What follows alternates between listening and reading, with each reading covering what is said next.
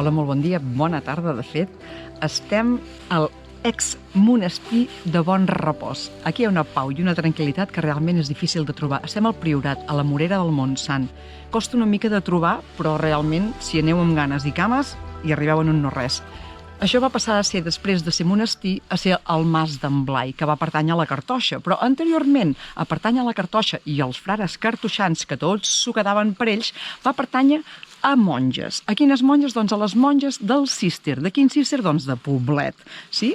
I aquestes monges diuen que van estar aquí una pila d'anys fins que els cartoixans van anar acaparant i acaparant i acaparant terres i les van fer marxar cap a Vallbona, després de 21 anys de litigi per aconseguir aquestes terres. En fi, que es veu que dos galls en un galliner, siguin home o sigui dona, tampoc no s'hi val. En aquest cas, dues religions diferents. No dues religions, dues congregacions diferents. Però si voleu venir a reposar una bona estona, sentiu l'aigua?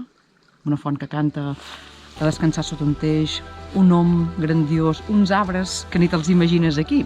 Apa, a Bon Repòs.